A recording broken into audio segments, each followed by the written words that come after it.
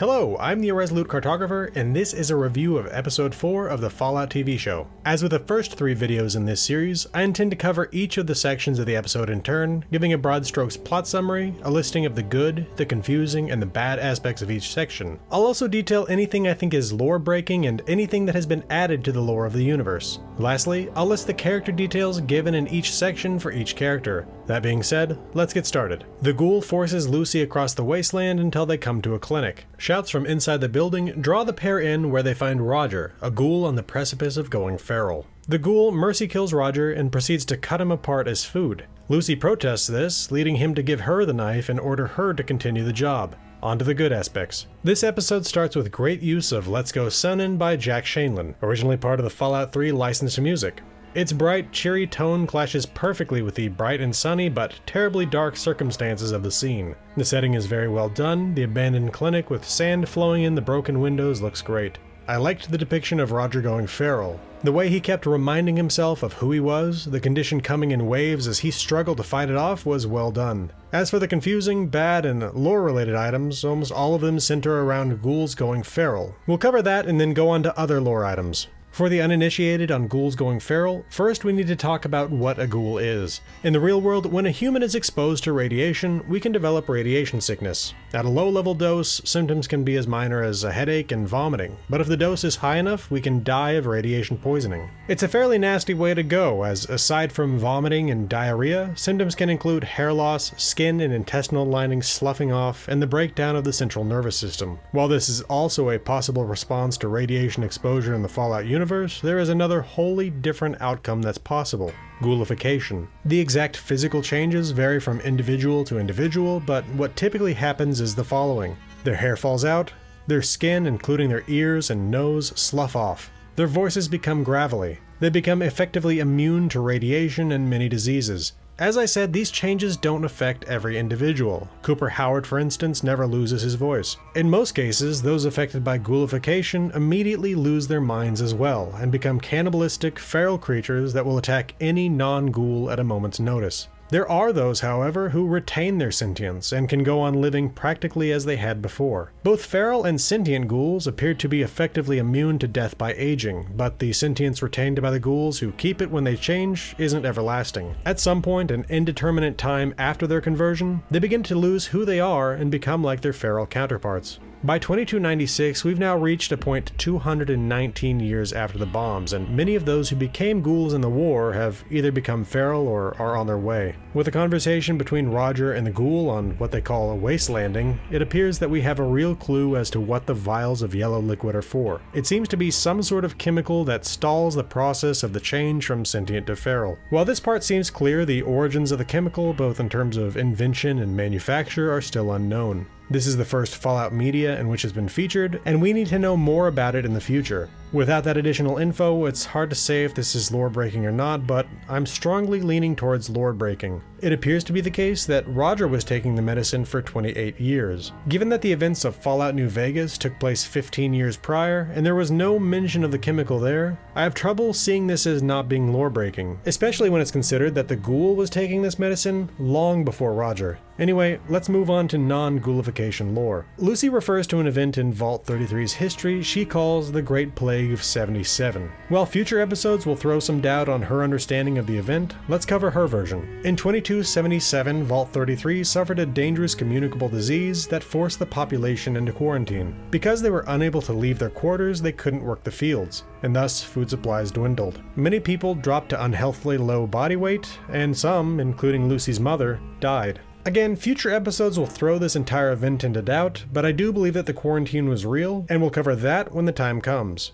With that said, let's get to new character traits. From the events of this scene, we know that the ghoul has been fighting becoming feral for a long time. His mercy killing of Roger shows that he has compassion for other ghouls. And lastly, he's a cannibal, and the way he eagerly devoured meat he had just cut from Roger shows that he has a taste for it. There wasn't much we learned about Lucy McLean here, other than that she has an abhorrence of cannibalism. Lucy also claims that her father Hank McLean dropped to 128 pounds during the Great Plague of 77. As she was a child at the time, I believe she got this information secondhand. We also know that it was around this time that his wife, Lucy's mother, passed away. On to section 2. Reg McPhee and Woody Thomas put up campaign posters as the Vault prepares for the upcoming Overseer election. The two of them meet in front of a raider that has been interrogated fruitlessly. In the atrium, Norm MacLean and Betty Pearson discuss his comments in the last Vault meeting. On to the good aspects. First, I enjoyed the placement of this scene. Going from the ghoul eating a fella to Reg and Woody putting up campaign posters and speaking politely with each other is a great juxtaposition. Second, I enjoyed the clinical nature of their discussion of the raider as though he was an animal at the zoo that they were observing from the other side of the bars. Third, I liked that we got a little more insight into the relationship between Betty and Norm, and that we got to see Betty working quietly to maintain order in the vault. There wasn't anything here that confused me, that I didn't like, nor anything lore-breaking, but there is one new piece of lore. Norm tells Betty that he hid in a storage area during the raid. While we saw him hiding in episode 1, this is the first time we've been told what that area was. We've seen the lids to these containers before in vaults in Fallout 4 and Fallout 76, and now we know they're storage containers. With that said, let's move on to what this scene showed us about the characters. Reg and Woody don't let the competition for the position of Vault Overseer get in the way of their friendship. Along with this, they view the raiders who attacked the vault more with pity than with anger. Betty is a good cook who enjoys sharing food she makes with her neighbors. She also connects with people on a personal level to maintain order in the vault. Lastly, Norm misses his father and is ashamed of his behavior during the Triennial Trade Raid. On to section 3. Severely dehydrated, Lucy drinks radioactive water to survive. The ghoul is temporarily debilitated by a coughing fit, allowing Lucy to make a run for it. Though she makes it a short way, the side of a massive chasm freezes her in place. The ghoul catches up and lassos her. When he grabs her, she bites off his finger, and in response, he cuts off one of hers. On to the good. The setting, specifically the chasm, was very well done. We see shots like this from time to time in the Fallout universe, and the show creators did it right down to the water rushing out of the old pipes that end in the chasm. I originally thought this was a bomb crater, but it looks more like the trench in the pit than it does a bomb crater. I don't know what created this chasm, but there are plenty of possibilities, from earthquakes on the day of the bombs, to sinkhole collapses, to subterranean explosions, to chemical erosion. Whatever the cause, the setting looked great.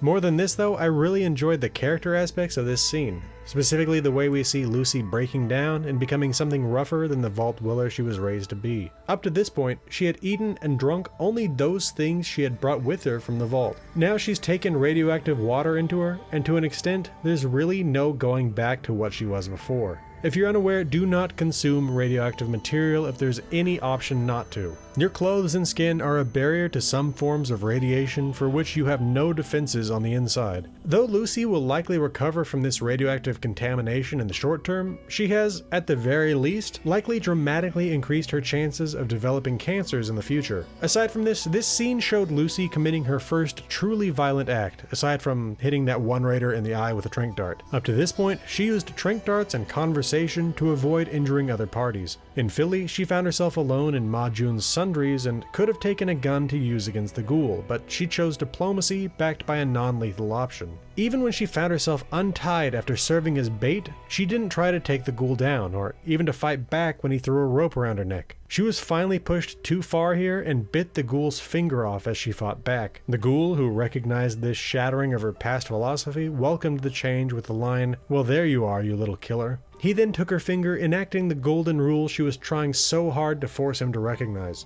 Overall, I really enjoyed this scene. As the scene was pretty short and mostly focused on characters, let's move on to them. The ghoul is clearly showing signs of needing his medicine. His coughs are both debilitating and disgusting. He spits and drools a lot when he coughs. His cowboy training shows itself here again when he lassos Lucy.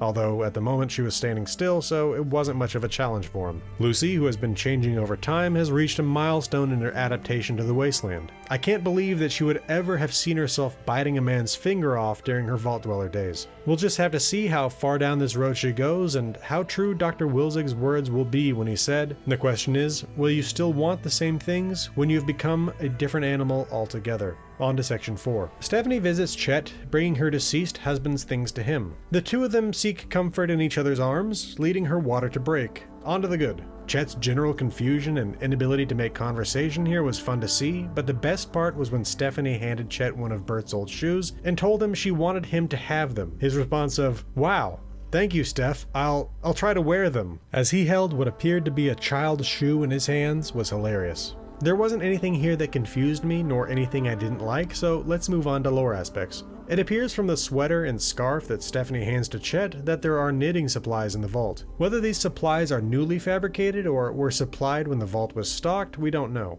But I believe that this is the first instance of anyone in the vault participating in fiber crafting. I didn't see anything lore breaking, so let's move on to the character building in the scene. Chet is still suffering the loss of Lucy and his job as gatekeeper. Along with this, he's plainly interested in Stephanie, even if he loves Lucy.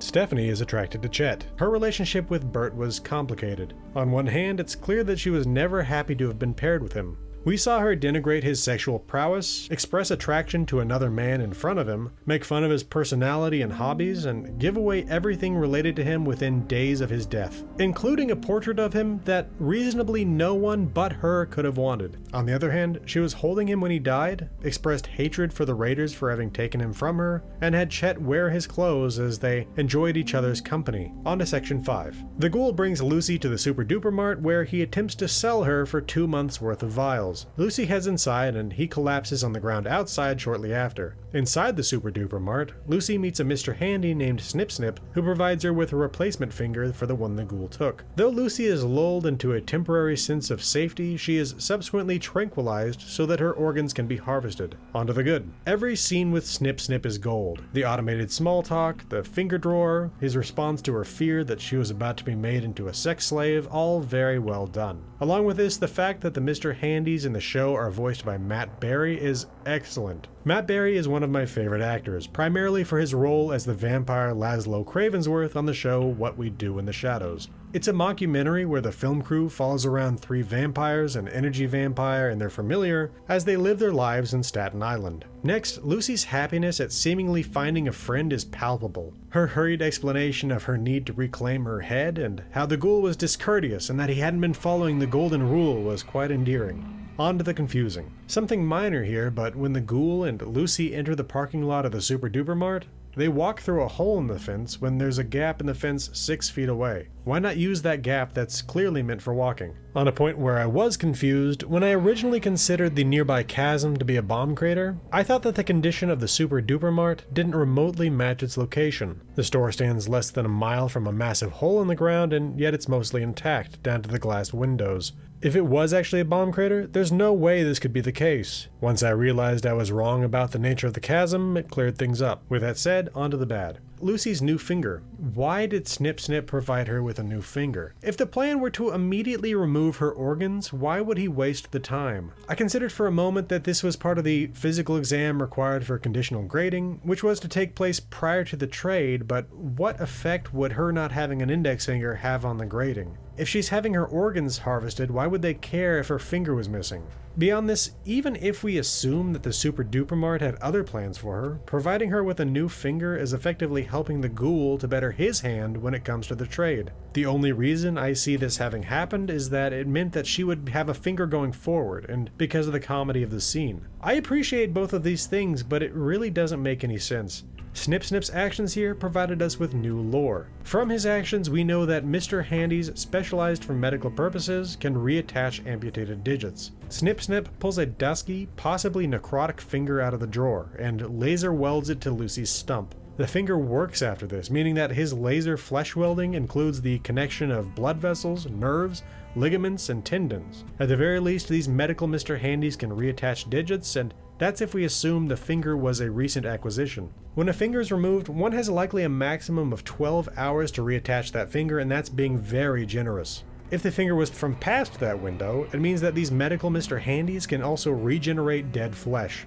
With that said, let's move on to what we learn of the characters. Lucy, though growing hardened by her experiences, is still one friendly gesture away from lapsing back into being a friendly vault dweller. She's cautious with Snip Snip until he attaches her new finger, and then she becomes completely candid with him. The Ghoul has really run down the low karma actions in his past day. He started with kidnapping, followed that with cannibalism, and has now reached slave trading. We also see the result of him being without his medication in the medium term, giving us insight as to why he needs it so much. On to section 6. Norm brings Jello cake to the prisoners, one of whom tells him that something bad happened in Vault 32. In attempting to investigate the computer records of Vault 32, Norm finds his access blocked, and thus decides to investigate in person. Taking Chet with him, Norm digs a hole in the rubble that has been blocking the way to Vault 32 since Moldaver's attack. The two of them gain entry. Inside, they find death and destruction that make it clear the dwellers were already dead when the raiders arrived. On to the good. I enjoyed seeing Norm and Chet working together here. Norm, short and courageous, Chet, tall and cautious. Also, the intrigue of what happened to Vault 32 is quite in line with what a Fallout property needs. Disturbing vault conditions. I also enjoyed that the TV was playing a Vault-Tec video covering the Mouse Utopia experiments.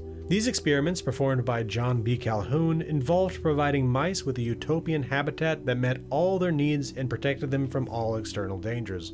My reading of the results was that the mice became the danger absent in their environment, as the lack of a need to struggle to survive seems to have psychologically broken them, causing aberrant behavior. These contained societies collapsed. It makes a lot of sense for Vault-Tec to have been interested in these experiments. Further, the fact that the first of these experiments took place in Rockville, Maryland, the home of Bethesda Softworks, is a fun little connection too. One thing here confused me, something that I hope to understand as I continue to review the season. What was Norm up to with the prisoners? I haven't fully divined his purpose in giving cake to the raiders. Was it really an order from above? Was he trying to make it appear that his rage toward them had settled? Was he trying to stir up animosity towards them by treating them too well? I'm still not sure, but I hope to come to a conclusion soon. As for the bad, I do have one nitpick. Norm had already seen that not everything was right in 32 when he investigated it on the day of the Triennial Trade Raid. He didn't see everything, but it seems like he should have already had a clue that something was up before the raider commented, "I don't know what the people in 32 were up to, but it was anything but innocent." On to the character notes. Chet is already protective of Stephanie here, and he shows this when he blocks her from Norm's sight. He doesn't want him to see her in her compromised position. Along with this, he's also squeamish and doesn't really want to be there when she gives birth. When they get to the point of digging their way into Vault 32, Chet shows his discomfort breaking the rules, but doesn't want to abandon the only remaining connection he has to Lucy and Norm. In Vault 32, he's clearly scared, but he does appear to be at least a bit curious, even if his curiosity doesn't quite rise to Norm's. As for Norm, he finally shows himself to have enthusiasm for something when it comes to investigating the fate of Vault 32. On to Section 7. Lucy frees herself, overpowers Snip Snip, and holds up the Super Duper Mart operators. She forces them to free all the ghouls, including 4 feral ghouls. The Super Duper Mart operators are slain by 3 of said feral ghouls, and Lucy is forced to kill the last one herself. On to the good. This scene was excellent. Snip Snip's endless cordiality, even as he was preparing to kill Lucy. Lucy's success in freeing herself and her success in turning Snip Snip into a weapon, Huey and Squirrel's nonsense conversation about holding Snip Snip hostage, and the fight that included Lucy's first kill of the show. Beyond this, I enjoyed seeing the pumpkin decorations in the background as it correctly reflects the world ended in October. Along with this, the depiction of the effect of a Braxo drain cleaner is on form. There's a massive chasm in the pit that was created by a Braxodine dumping the chemical byproduct from the creation of this product, and the product itself was known to be quite corrosive as well. On to the confusing. This scene is the closest we've gotten to an answer on the origin of the ingredients for the yellow vials, but there's still a lot of mystery. These freezer cases full of ghouls are labeled with prices of ghoul organs. These run from 500 caps per ghoul down to 100 caps per ghoul when it comes to feral ghouls. When Huey tells Snip Snip to do her now so she's ready for the next pickup before Snip Snip goes to extract Lucy's organs, who is coming for the pickup? Do all ghouls take this yellow chem, or is it just those on the verge of going feral?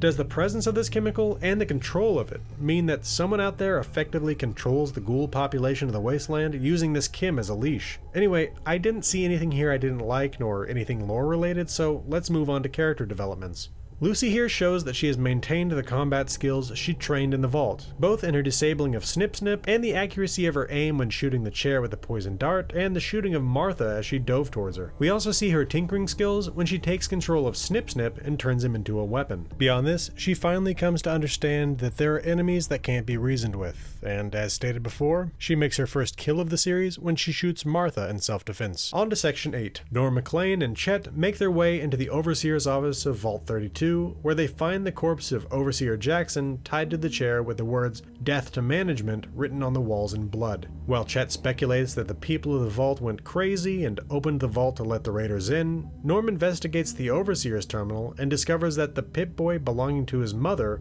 Rose McLean, was the key that the raiders used to open Vault 32 from the outside. On to the good. The sights in this section are incredibly eerie. The hanging corpses in the antechamber, Overseer Jackson bound to his chair with his dreadful grin, the flickering lights, the sanguine message on the wall. On to the confusing. There are questions I have about Vault 32, but I'll save them for when we have more information. There wasn't anything here I didn't like, nor anything lore-breaking, so let's move on to new lore. Sometime around 2294, Vault 32's population collapsed as the residents killed the Overseer, each other, and themselves. The exact reason for this isn't known. The hints given as to why appear to be the Mouse Utopia experiments, and the graffiti saying "We know the truth," and "Death to Management." While more information will be revealed in future episodes, I don't believe the exact cause of this vault's collapse is yet known. On to new character information. Aside from the fact that Rose McLean's Pip-Boy was outside the vaults when she is said to have died in Vault 33 during the Great Plague of 77, we don't really learn anything new here. On to Section 9. Lucy, wearing a new set of boots, a 10mm pistol on her waist, and the top of her vault suit tied around her waist, exits the Super Duper Mart. Just outside, she finds the ghoul collapsed in the dust, struggling to breathe.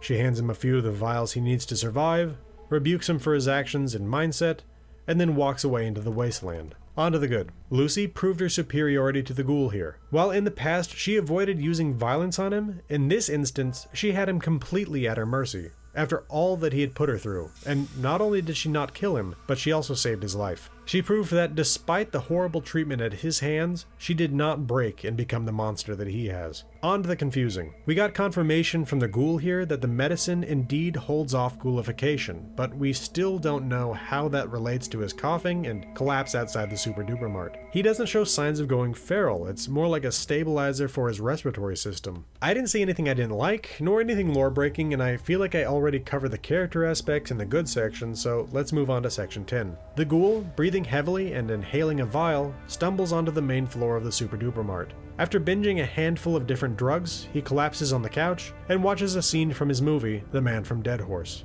On to the good. We finally see the outcome of the scene Cooper Howard was shooting in the previous episode, where it's clear that not only was he supposed to execute the bandit, but he called him a communist in the process. This is fairly hilariously anachronistic, as though communism existed at the time of the Old West, the idea that his character as a sheriff would be out fighting communists on the western frontier is ridiculous. Beyond this, the Mexican eulogy line in A Man from Dead Horse can now be applied to Cooper Howard himself. He's ugly, strong, and in the aftermath of eating a fella, attempting to sell a woman for parts, and binging on drugs, he certainly lacks dignity. On to the confusing. The ghoul drinks some vials here, while in past scenes he's inhaled them. I assume both methods of delivery work, but his reaction to drinking the vial is strange. He acts as though the vials themselves act as a drug like the others he consumes here. He consumes several of them. What is the effect of taking this sentience-guarding medication past the usual daily vial? I didn't see anything I didn't like, nor anything lore-breaking, so let's move on to new lore. I think this is the first time that we actually see a video cassette in the Fallout universe.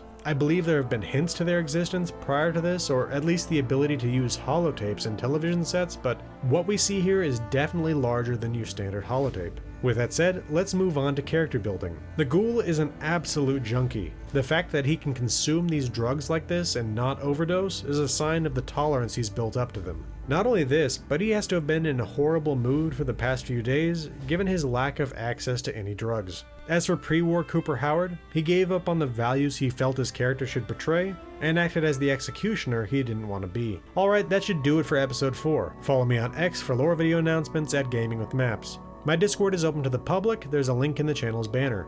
I stream every Friday evening on YouTube, come check it out if you're interested. If you appreciate what I do here and you want to support the channel financially, you can become a member on YouTube or a patron with Patreon. I want to thank my channel members and patrons, Mesothelioma, 76 of Texas, Dark Malcontent, Real76, Dr. Orion, Samsung Smart Fridge, Night Spearhead, Ahotep, Despy, Electric Head, Hero Cunning, and Laced Cake for their support.